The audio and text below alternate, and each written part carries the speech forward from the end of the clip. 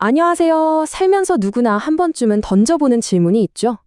나는 왜 태어났을까? 우리는 왜 존재하는 걸까? 하는 아주 근본적인 질문이요. 오늘 이 거대한 질문에 대해서 아주 독특하고 흥미로운 우주론적 관점의 답을 한번 따라가 볼까 합니다. 네, 바로 이 질문입니다. 인류의 역사와 함께 해온 질문이죠. 수많은 철학자와 과학자들이 평생을 바쳐 그 답을 찾아 헤맸고요.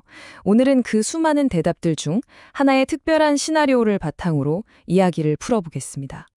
이 거대한 이야기의 실마리를 찾기 위해서 우리는 총 6단계의 여정을 떠날 겁니다. 먼저 이 질문의 본질을 파고들고요. 그 다음엔 모든 것의 시작점이었던 근원의 불균형과 우주의 탄생 과정을 살펴볼 겁니다. 그리고 그 안에서 인간은 어떻게 설계되었는지, 우리 삶의 목적은 무엇인지, 최종적으로 우리가 어디로 돌아가야 하는지 차근차근 따라가 보겠습니다. 자, 그럼 첫 번째 단계입니다. 우리가 왜 존재하는지 알려면요. 먼저 이 이론이 세상을 어떤 눈으로 바라보는지부터 알아야 해요. 이 관점에 따르면 세상은 아주 명확하게 두 가지의 기본 재료로 이루어져 있다고 합니다. 바로 물질 에너지와 비물질 에너지인데요. 물질 에너지는 말 그대로 우리 눈에 보이고 만질 수 있는 것들이에요. 우리 몸, 이 행성, 별들 같은 것들이죠.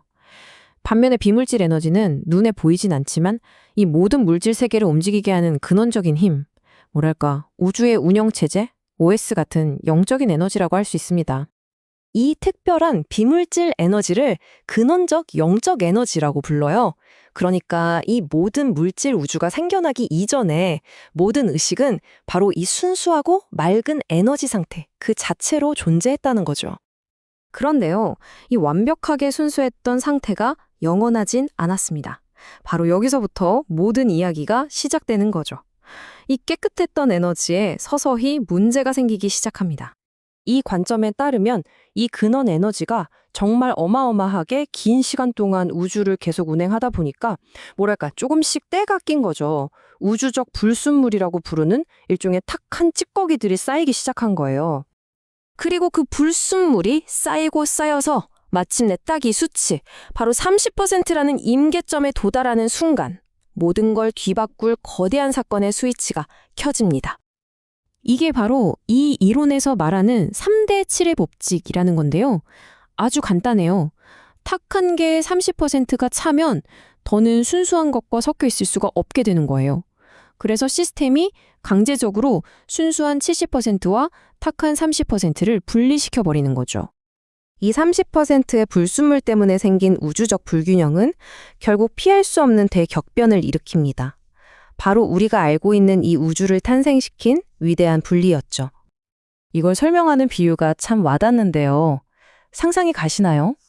맑은 물이 담긴 컵에 흙탕물을 부었을 때처럼 섞이는 게 아니라 마치 기름과 물처럼 맑은 것과 탁한 것이 확 갈라져 버리는 순간을 말하는 겁니다. 자, 그럼 그 분리된 30%의 탁한 에너지는 어떻게 됐을까요? 그냥 흩어진 게 아니에요. 먼저 한데 뭉치기 시작해서 어마어마한 속도로 빨라집니다. 그러다가 단 한 점에서 꽝 하고 부딪히는 거죠. 바로 이 대폭발로 우리가 아는 물질과 엄청난 열이 생겨난 거예요. 우리가 과학에서 배우는 빅뱅 이론과 정말 비슷하죠? 그 결과 완전히 다른 성질의 두 세계가 탄생합니다. 하나는 70%의 순수 에너지로만 이루어진 고요하고 변하지 않는 천상계. 그리고 다른 하나는 30%의 탁한 에너지로 만들어진 끊임없이 움직이고 변화하는 물질 세계, 바로 지상계입니다. 네, 우리가 지금 발 딛고 서 있는 바로 이곳이죠. 자, 그럼 이제 드디어 주인공이 등장할 차례입니다. 인간은 도대체 왜 만들어졌을까요? 바로 이 30%의 오염된 에너지 문제를 해결하기 위한, 뭐랄까, 우주적인 해결책으로 설계된 존재가 바로 인간이라는 겁니다. 인간은 참 독특한 존재예요. 지상계의 물질로 만든 육체라는 하드웨어에 저쪽 비물질계에서 온 오염된 영혼이라는 소프트웨어가 결합된 거죠. 그러니까 우리 몸은 그 탁한 에너지를 담아서 정화시키기 위해 특별히 만들어진 그릇, 일종의 정화 장치인 셈입니다. 아기가 태어나는 그 순간은 정말 엄청난 사건이라고 해요. 영혼이 그 작은 몸 안으로 상상도 못할 속도로 쑥 들어오면서 강력한 스파크가 팍 튀는 거죠. 바로 이 충격적인 결합을 통해서 마음 에너지라는 아주 특별하고 새로운 힘이 만들어집니다. 이 마음 에너지라는 게 정말 중요해요. 이게 바로 물질로 된 우리 몸과 보이지 않는 영혼을 연결해주는 다리 역할을 하거든요. 우리 삶의 모든 걸 기록하는 블랙박스이자 운영체제 같은 거예요. 우리가 하는 생각, 말, 행동 하나하나를 전부 처리해서 이 우주에 차곡차곡 기록하는 인터페이스라고 보시면 됩니다. 자, 이제 퍼즐 조각이 거의 다 맞춰졌습니다. 몸도 있고, 영혼도 있고, 그걸 연결하는 마음 에너지도 있어요. 그럼 대체 이걸 가지고 뭘 해야 할까요? 바로 여기서 인간 삶의 궁극적인 목적이 드러납니다. 우리의 임무는 아주 명확합니다. 우리 각자가 가지고 태어난 그 30%의 탁한 에너지를 깨끗하게 정화하는 것. 어떻게? 바로 사람들과의 관계, 즉 모든 상호작용을 통해서 배우고 성장하면서요. 우리의 생각과 행동 하나하나가 그 불순물을 없애는 과정인 거죠. 그리고 그 가장 핵심적인 방법이 뭐냐? 바로 다른 사람을 이롭게 하는 것, 다른 사람에게 도움이 되는 삶을 사는 겁니다. 이 문장이 이 모든 내용의 핵심을 관통합니다. 타인을 이롭게 하는 것이 곧 자신의 불순물을 녹이는 것이다.